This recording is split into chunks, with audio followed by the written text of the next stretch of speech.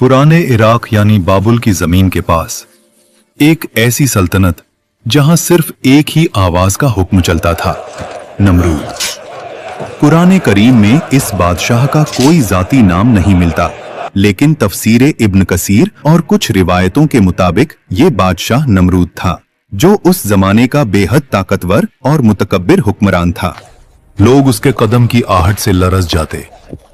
उसके महल के साए में शहर खड़े थे और इंसानियत अपनी गर्दन उसके तकब्बुर के आगे झुका चुकी थी। नमरूद कहता, रिज्क मैं देता हूं, जिंदगी मैं देता हूं, मौत मेरे हुक्म से होती है। वो न सिर्फ बादशाह था, अपने आप को रब कहता था।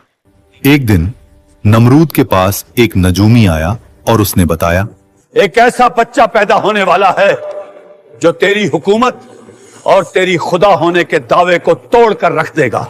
नमरूद का चेहरा सुनहरी महलों में भी पीला पड़ गया। उसने हुक्म दिया, अब से कोई मां बच्चा पैदा ना करे, हर बच्चे को कत्ल कर दिया जाए। गलियों में फरियादें उठी, माओं की आंखों से आंसू बहने लगे और जुल्म के नक्शे कदम खून में डूब गए। लेकिन जिसे अल्लाह बचाना चाहे वो फिर दुनिया के तमाम दरवाजे बंद करके अपना एक खास दरवाजा खोल देता है। हजरत इब्राहिम अलैहिस्सलाम की वालदा ने एक पहाड़ी गुफा में पनाह ली। हर तरफ गहरी खामोशी। फिर अचानक एक नूर, एक ऐसी रोशनी जो खामोशी को अपनी लहरों में समेटे फैलती चली गई और हजरत इब्राहिम अलैहिस्सलाम की विलादत हुई। उनकी तरबियत चुप रहकर गुफा के अंधेरों में होती रही। जिस वक्त बाहर जुल्म का अंधेरा पूरी फिजा को निगल रहा था, अंदर अल्लाह एक रोशनी तैयार कर रहा था जो आने वाले जमानों की तकदीरें बदल देने वाली थीं। गुफा से निकलते ही इब्राहिम अलैहिस्सलाम ने अपने आसपास की दुनिया को देखा। तारे, चांद, सूरज सब एक निजाम में चल रहे थे। यहीं से उनका सफर शुरू हुआ। कुरान के मुताबिक इब्राहिम अलैहिस्सलाम के वालिद का नाम आजर था। वो बुत बनाने वाले एक मशहूर कारखाने के सरबराह थे और इब्राहिम अलैहिस्सलाम की तरबियत बचपन से ही उस बुत परस्त घराने में हुई। हजरत इब्राहिम अलैहिस्सलाम हर चीज को गौर से देखते। उनकी जुबान पर एक सवाल रहता, हक क्या है? कौन है जो मेरे अंदर ये सोच पैदा कर रहा है? यही सवाल उन्हें अजीम बनाने वाला था। उस कौम के लोग सितारों को सजदा करते, चांद को खुदा मानते, सूरज के सामने सर झुकाते, लेकिन फिर सब गायब हो जाते। हजरत इब्राहिम अलैहिस्सलाम का दिल पुकारता, ये सब फानी है, खुदा फानी नहीं हो सकता। जब लोग रास्ते पर गुजरते, बुतों को सजदा करते, दुआएं मांगते, इब्राहिम अलैहिस्सलाम चुप खड़े उन्हें देखते रहते। एक रोज उन्होंने अपनी कौम से पूछा, क्या ये पत्थर तुम्हें सुन सकते हैं? कौम हंस पड़ी। इब्राहिम, ये तो हमारे बाप दादा के माने हुए माबूद हैं।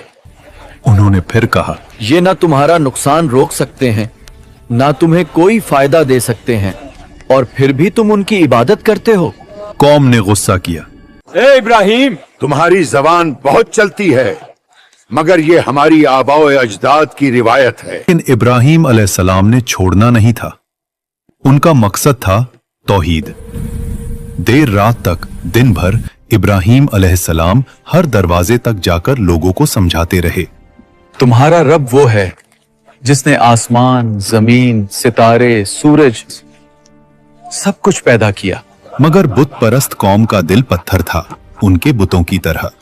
एक दिन इब्राहिम अलैहिस्सलाम ने देखा, कौम एक बड़ी खुशी और मेला मनाने गई हुई थी। पूरा शहर खाली। इब्राहिम अलैहिस्सलाम उनकी इबादत गाह में दाखिल हुए। उन्होंने चारों तरफ देखा। गुंबदों में गूंजती खामोशी, पत्थरों का जमा हुआ बोझ जो सदियों से लोगों के कंधों पर था। उन्होंने एक गहरी सांस ली। आज इन्हें जवाब देना होगा।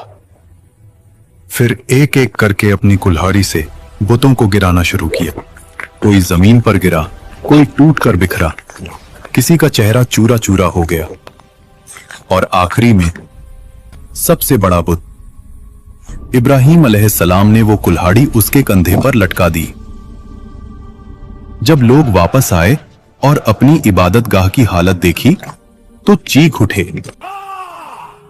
ये सब किसका काम है? किसी ने कहा, इब्राहिम नाम का जवान हमेशा हमारे बुतों की बुराई करता है। इब्राहिम अलैहिस्सलाम को दरबार में बुलाया गया।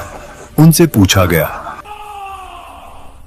इब्राहिम, क्या तुमने इन्हाई तोड़ा है? उन्होंने जवाब दिया, जब ये सबसे बड़ा बुत सलामत खड़ा है तो उससे पूछ लो, शायद यही बताए किसने बाकी बत्तों को तोड़ा। कौम गुस्से में फट पड़ी। इब्राहिम, तुम जानते हो कि ये बोल नहीं सकते। इब्राहिम अलैहिस्सलाम का जवाब उस शहर की दीवारों को हिला गया। जब तुम जानते हो कि ये बोल नहीं सकते, चल नहीं सकते, फायदा नहीं दे सकते, नुकसान नहीं पहुंचा सकते, तो फिर तुम उन्हें रब क्यों बनाते हो? ये आवाज हवाओं में घूमी, लोगों की जुबानों से टकराकर नमरूद के महल तक पहुंच गई। इब्राहिम अलैहिस्सलाम को नमरूद के दरबार में लाया गया। आज यहां कोई आम मुलाकात नहीं थी। एक तरफ ताज, तख्त, लश्कर, जंग, दूसरी तरफ एक अकेला नबी, मगर दिल, अकीदत और यकीन के साथ। नमरूद ने गुस्से में पूछा, तू मेरे खुदा होने का इनकार करता है? इब्राहिम अलैहिस्सलाम ने नरमी से कहा, मेरा रब वो है जो जिंदगी देता है और मौत देता है। नमरूद हंस पड़ा। ये काम तो मैं भी करता हूं। फिर उसने 2 कैदियों को बुलाया और एक कैदी को माफ कर दिया, दूसरे को मरने का हुक्म दे दिया और बोला, देखो, मैं भी जिंदगी और मौत देता हूं। लेकिन फिर इब्राहिम अलैहिस्सलाम का एक जुमला तकब्बुर की दीवारों को तोड़ गया। मेरा रब सूरज को मशरिक से निकालता है, अगर तू खुदा है तो इसे मगरिब से निकाल। दरबार जम गया, हवा तक रुक गई, आंखें तक फैल रही। कुरान कहता है, काफिर बेहाल होकर रह गया। नमरूद का तकब्बुर पहली दफा हिल गया। सच हमेशा 2 रास्ते देता है, या झुक जाओ या जला दो। नमरूद ने जला देने का रास्ता चुना। उसने हुक्म दिया, सबसे बड़ी आग जलाओ जो इस जमीन ने कभी न देखी हो। लकड़ियां जमा की गईं, कितनी के पहाड़ बन गए और शोले आसमान को छू रहे थे।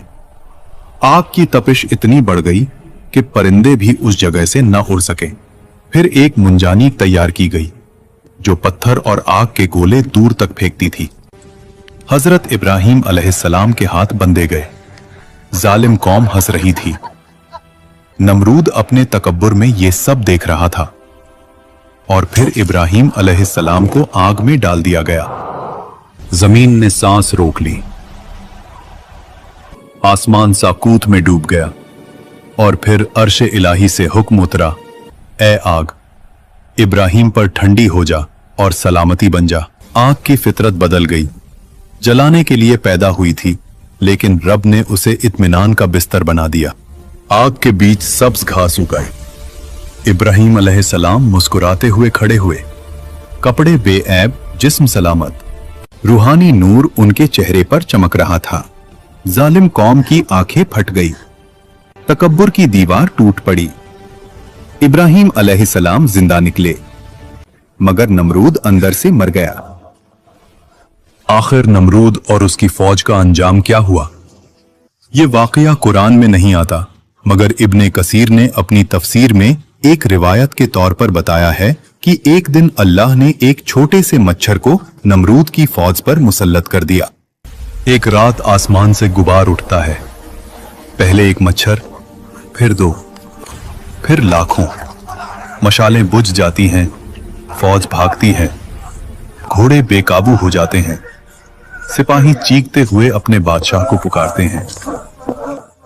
एक ऐसी मखलूक जो इंसान की नजर में कुछ नहीं, एक अजीम फौज को धूल में मिला देती है। नमरूद भागता है, अपना चेहरा छुपाता है, लेकिन एक मच्छर उसकी नाक में घुस जाता है। दिमाग में दर्द फैल गया। तकब्बुर का पहाड़ एक कतरे की तकलीफ से गिर गया। वो सर पे मुक्के परवाता, दीवारों से सर पीटता। जिस जुबान से कहता था मैं खुदा हूं, आज वो जुबान चीखों में डूब गई। एक वक्त आया जब मच्छर ने उसके दिमाग को खा लिया। उसकी सांस थम गई। उसका अंजाम इबरतनाक हुआ। अपने दिल से पूछो, क्या मेरे अंदर भी छोटा सा नमरूद छुपा है?